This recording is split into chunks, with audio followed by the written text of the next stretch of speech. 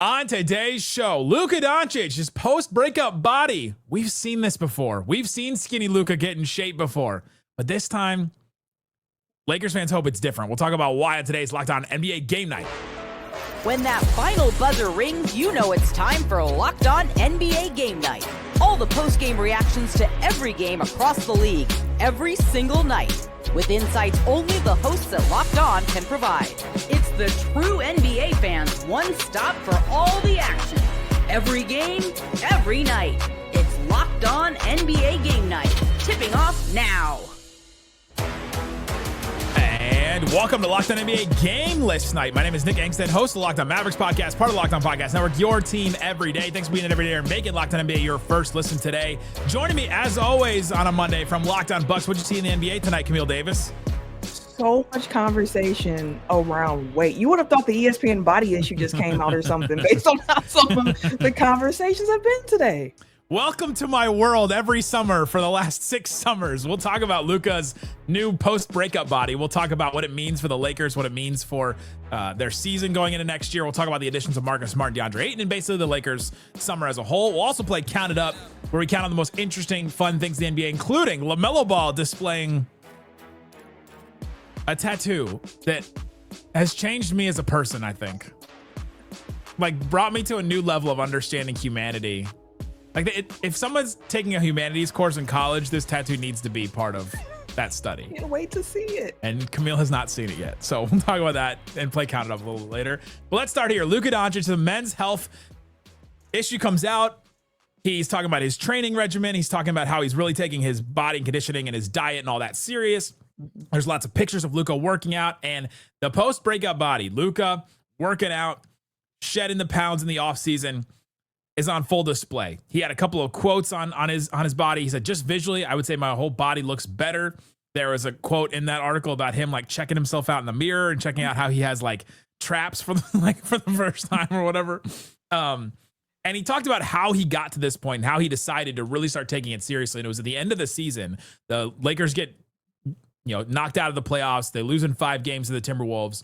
And he starts to work out. And he tells his trainers, he tells everybody, if I stop now, it was all for nothing. And that really got him to commit to an offseason workout regimen. He talked about admiring Michael Jordan and Kobe Bryant and how they sacrificed a lot. And to me, I think that's the thing. The sacrifice is what has gotten through to Luka Doncic. And we have seen this before. As someone that covered all of Luka's career from the draft all the way through to the trade that we don't talk about anymore, but I did on Locked On Mavs today. We've seen this before. We've seen this story before where Luka gets into shape, and it's always these still images of Luka, and you go, man, he looks totally different. Yeah, he looks totally different. I can look a certain way if I look at the camera like this, and if I shrink back like this and give myself a double chin, like I look completely different. That can happen in a still image for sure. But I think it's the sacrifice that he mentioned in this, and I also think it's the working with his team, the Mavericks, tried hard to get Luka to separate from his team, to not bring along some of his, his trainers and things like that. And the Lakers accepted all those people and were like, hey, yeah, sure, whatever you want. And he's got that team. And I think he's finally hitting the stage where he's 26. He's hitting the stage that a lot of players get to. Steve Nash got to this point. Dirk got to this point. Several players have gotten to this point where they finally start taking their fitness and conditioning seriously. This was always going to be part of the story. And I think the trade just kind of pushed it along maybe a year earlier or so. I tell you one thing, I have a question for you back around when I finish up this point here, but I think for great players, normally, like you mentioned, the names of players who have also looked to find different ways to get that edge with their bodies, normally it's a turning point, an inflection point, if you will, that happens. And it's like, okay, I need to make a change here because of this. Like if you wanted to look at Jordan, it's after he got beat up by the Pistons where he's like, okay, I need to hit the weight room. I can't go back this next season and feeling the way I do. I need to be stronger. I need to be better in this way. For Luka, listen, spite can be quite a powerful motivator here. You get traded from the franchise that you probably expected to be with for a very long time in the Dallas Mavericks, and you hear so much coming out afterwards about your health, about the concerns they had, about you being able to really carry a franchise for the next 10 years. And then you end up in a glamour market in LA, a Lakers franchise that has so much history, so many great players that came before you. So many vegan options. That is true though. That is true. And you're on a team with LeBron James, somebody who famously takes care of themselves at a level that can be considered like crazy. But when you look at the results, you understand why he continues to be so adamant about his routine. But like, I think all these factors swirling together into one make it so that at this point in Luka's life, he's like, okay, let me make this change and let me be dedicated to the change. No more of this up and down. I'm in shape, I'm out of shape, which is my question for you, because a lot of the conversation around this has been we've never seen him this skinny before, or we've never seen him look this good before, or well, by January he's going to put the pounds on. Or I've even seen people saying, well, no, normally he plays himself back into shape. Like, for the record, like let's remember, let's go down memory lane. Like, when you're thinking about Luka's fitness levels while he was with the Mavericks, what have you seen with like the yo-yo effect of like, man, skinny Luka up? No, actually some questions here. Like, what has that looked like historically for him in Dallas? He's come into camp in shape and he's come into camp out of shape. He's been in shape during the season. He's been out of shape during the season. We've seen it, right? The story that came out where the season where he got traded, he had the wrist injury that was quote unquote wrist injury for him to get into shape. Like, that was true. They did not, like, the wrist injury wouldn't have kept him out. He just needed to get in shape. And the thing about Luka is he's going to play these international games, and we would see him work out and ramp up to these international games. He's about to play them again. Slovenia is about to play in Eurobasket in late August and beginning of September.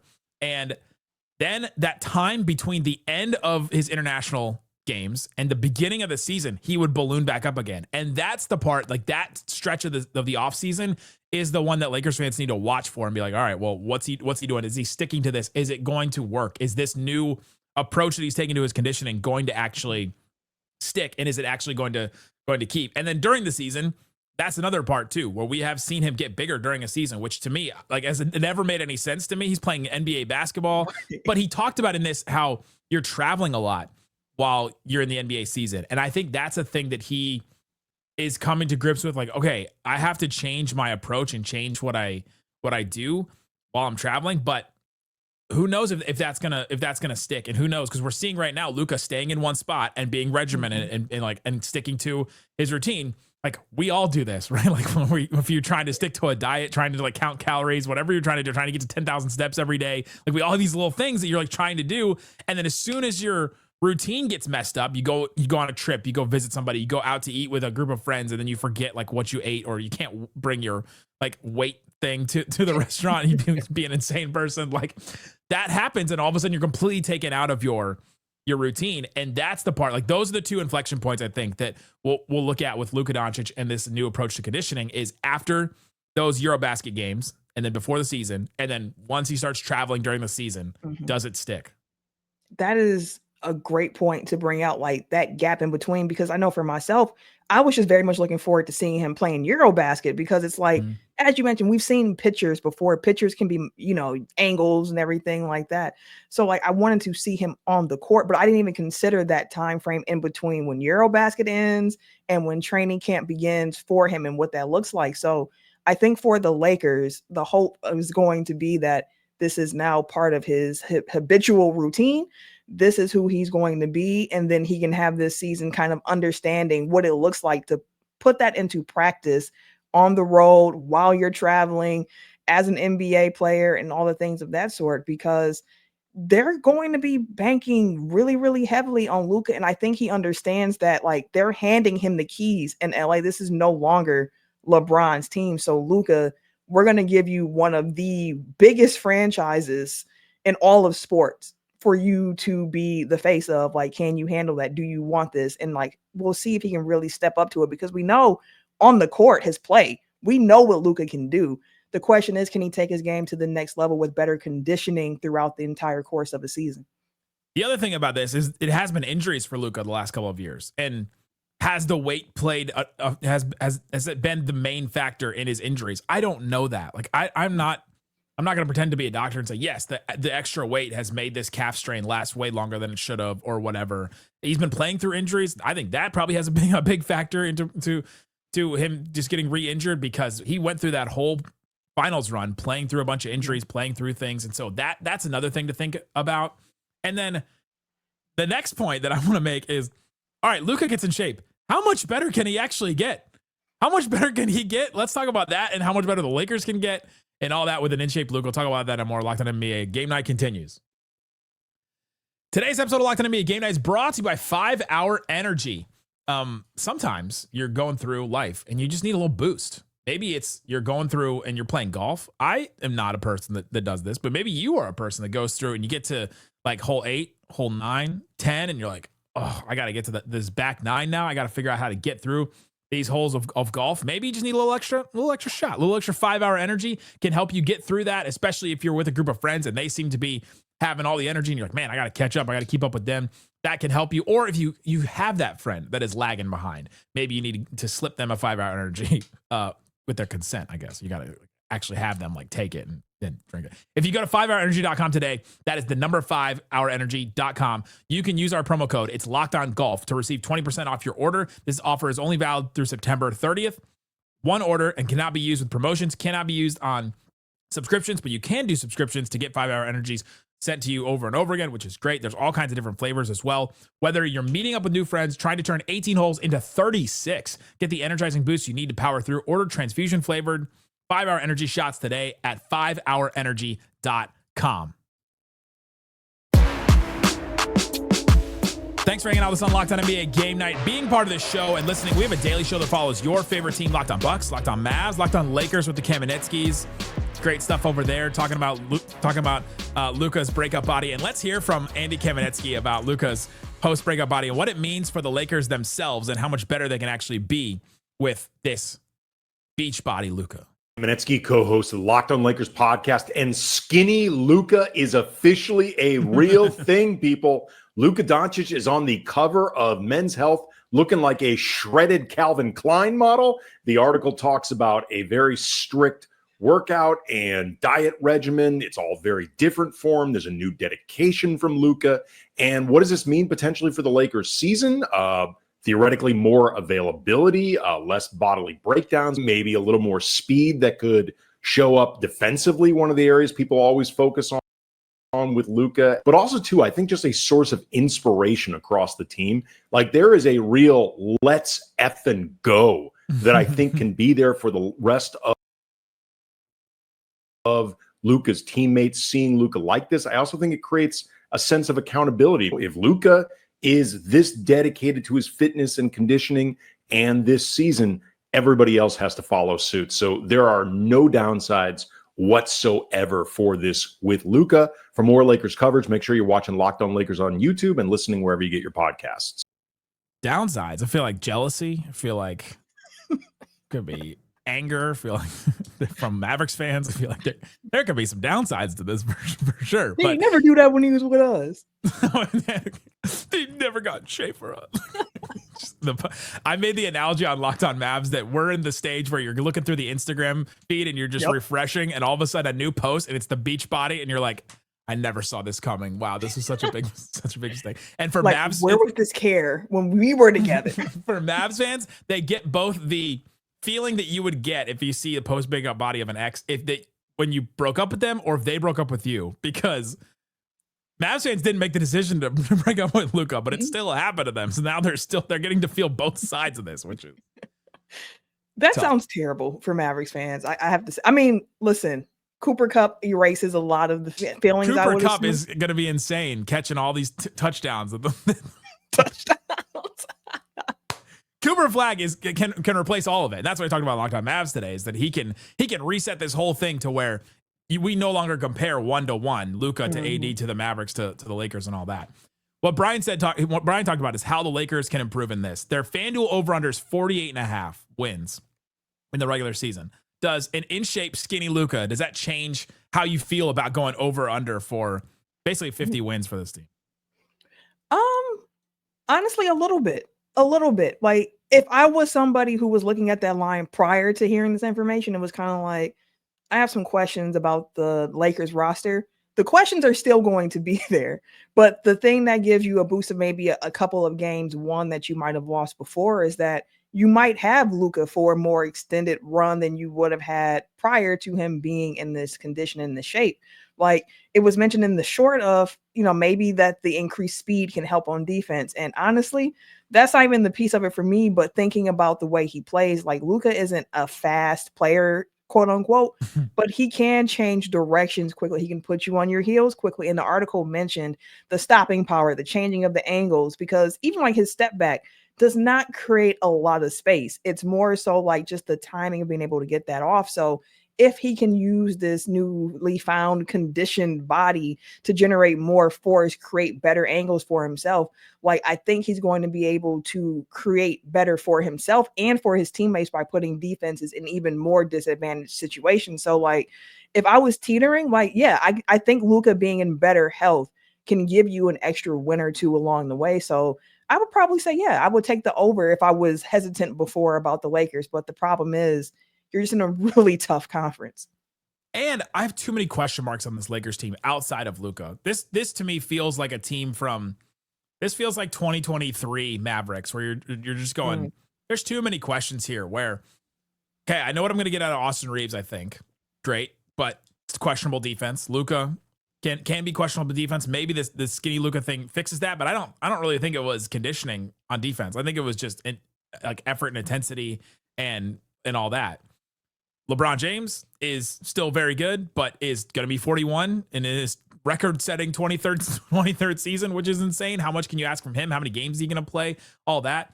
Deandre Ayton is going to be better than Jackson Hayes. I've heard every Lakers fan say he's going to be better than Jackson Hayes. Yes, sure. But is he going to be there the whole season? That is my big question about Ayton. Is he going to show up every day? Is it going to get too much for him if he starts to get some scrutiny from Lakers media and from the Lakers just base of half of humanity, it feels like sometimes. Then I got Marcus Smart, who I'm bringing in, who is probably going to start. Like that's probably your starting lineup is Luka, Smart, Reeves, LeBron, and Ayton. I got big questions about who's defending bigger wings. Is it LeBron? Like you're asking LeBron to do that? Are you asking Luka to do it? Is Smart going to be defending your smaller guards, and can he play? I mean, he hasn't played a ton of games the last couple of years, too. And then my bench is Gabe Vincent, Dalton Knecht, Jake LaRavia, Rui Hachimura, Maxi Kleber's missed a ton of games, Jared Vanderbilt, Jackson Hayes. I'm not feeling real good about that bench even. It's got some solid NBA players, but not a ton. Like I think more of my questions are outside of Luka than it is to Luka. Like whether Luka is honestly in shape or not. Like 2 years ago, Luka put up 34, 9, and 10, got third in MVP, insane, and like was not in the best shape that whole year. So how much better is Luka even going to get?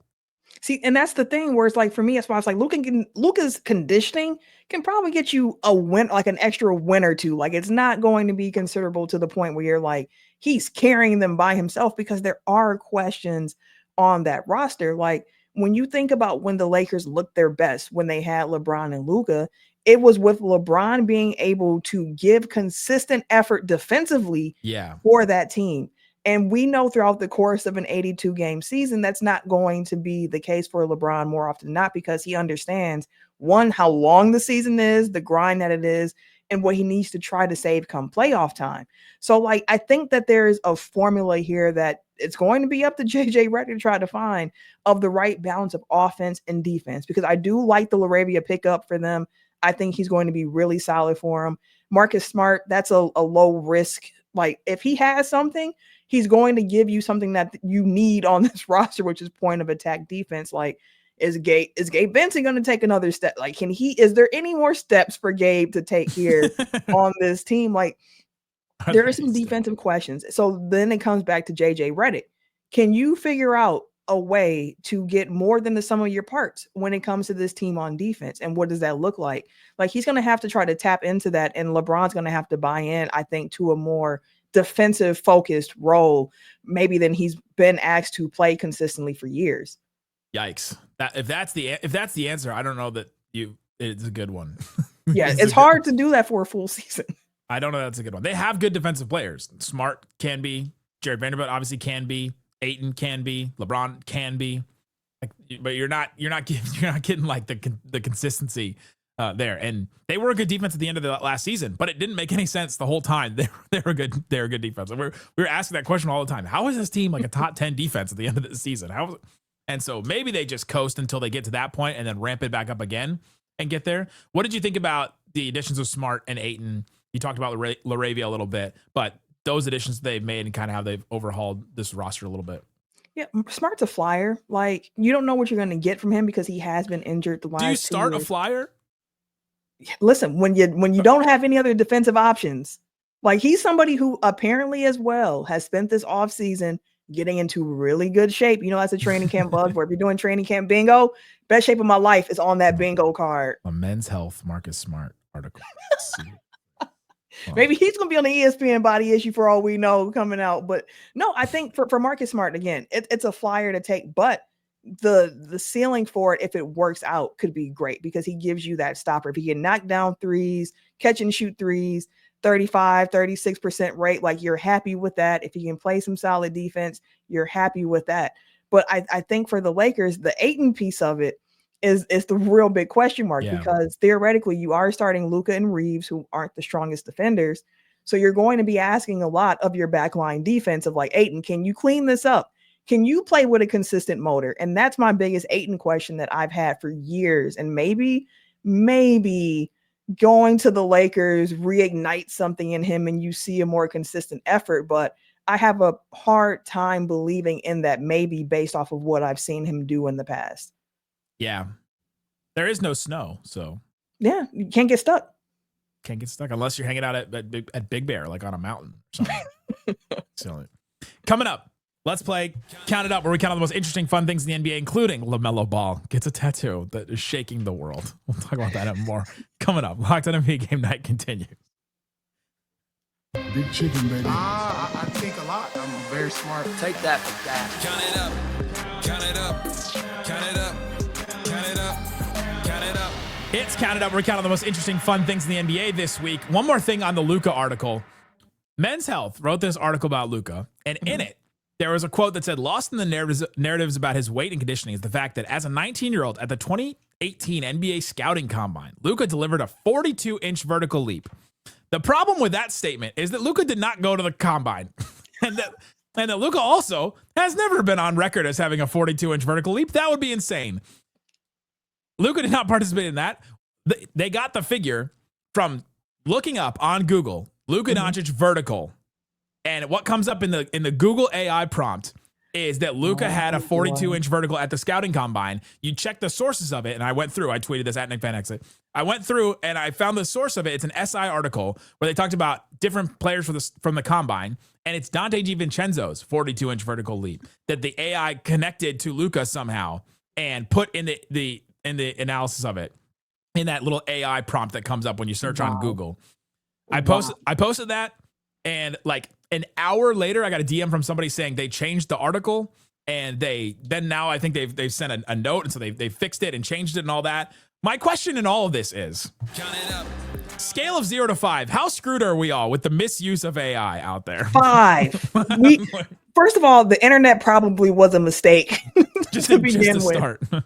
And now we add on this like that. Yeah, we are messed up here. Not even to mention like the pollution that's apparently coming from AI too. So like there's a lot of different factors. But the fact that when people are having their basketball arguments and you're out somewhere and they're going to Google it real quick and they're going to point to their phone and see, this is what I was talking about. You're going to have to actually double check your work, double check the sources. Like it's crazy. Someone is going to have an argument. A Lakers fan is going to have an argument, and he will say Luka had a 42-inch vertical in it and use that as a point and a pillar in the argument.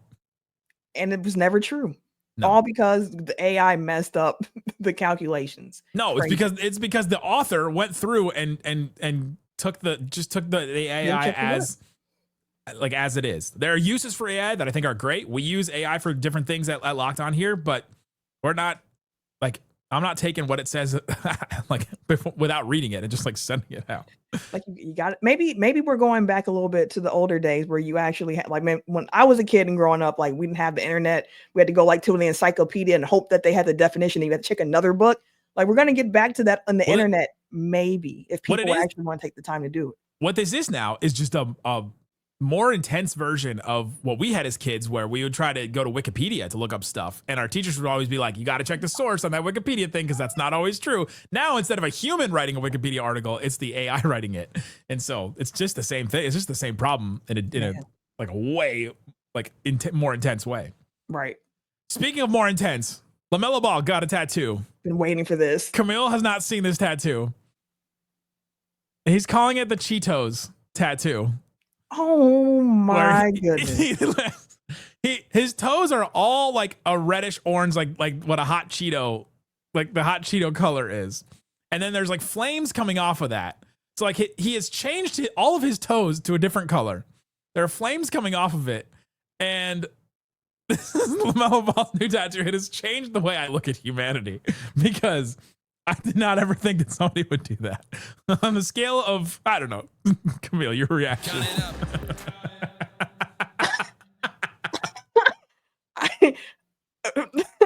I'm almost speechless. Here's the actual question I came up with. Here's my question. How much money in dollars would it take for you to get that tattoo on your foot? Well, Nick, I'm kind of broke, so my asking price might be a little low. No, I have standards. Okay, it's on a foot, socks, shoes. It can be covered up, right? But also, the pain is going to be very high getting the tattoo on your toes. Like that's a high. And it's the whole toe. It's like all the way around it, like not just the top. Like it's his whole toe is orange, like all of them. It's all dusted in hot Cheeto dust. Like the whole foot has to be colored red. And then they had like the drippings. Listen, I'm gonna need at least 1.5 million for that. Wow. 1.5. It will never happen, because who's gonna really give me that much money to actually do that? If 1.4, you're like, no, can't do it. Like, no, let's 1.5. That's the asking price. We're not coming down. I'm gonna have to be the hot Cheeto like auntie forever. Like that's what, like I can't be that with my nieces. Like, oh, here comes Cheeto. Like, come on. Auntie TT Cheeto, like I can't be that until you get Christmas gifts. TT Cheeto got the best gifts. Auntie Cheeto got the best gifts. I don't know, 1.5. That's not like I can't even retire on that right now. I don't think. Probably not, but I could have a lot of fun real quick. And we can invest some. You also got another foot, so maybe the deal is still out there to where you get the other foot Cheetoed. $3 million. And then you're back. That's crazy. And then the artist said he got chi space toes. Like, wow. I need Locked On Hornets to do a whole episode on this tattoo. Talk about what it means for the team. Talk about what it means on his decision making. Oh my God. Doug Branson and Walker Mel, get on that. Need it now. Oh my gosh. I had other things we were gonna talk about today, and I just think. How do you top Cheeto? You walk into the tattoo parlor, right? Or tattoo, whatever. What do you tell the guy? I think you have to walk in with the bag of Cheetos. I think you have to come in with the hot flamings as you're eating them, and then you're gonna be like, how did they match the color? I got an idea. Crunch. Did he then take his fingers with the Cheeto dust and wipe it on his toes to like? Just to make sure you get the right blending. This is you smear your fingers on a piece of paper, make sure the ink matches the Cheeto dust, the hot Cheeto dust. That's nuts. In like 30 years, he's like in his 50s, and maybe he's got kids or grandkids. How do you explain that to somebody? He has so many tattoos, maybe they'll be distracted. Maybe they won't pay attention to the feet. Maybe he always has socks on. Who knows? Maybe he'll be Grandpa Cheeto. LaMelo, I can't figure out a way to combine Cheeto with Melo all together. He's like a Cheeto. He did go to Cheeto Hills, so. See? Put the picture back up one more time, Nick. I'm sorry. I don't want to. The hot chi space toes. Literally, the tattoo artist, like the caption is gave at Mello the hot chi space toes. Whew.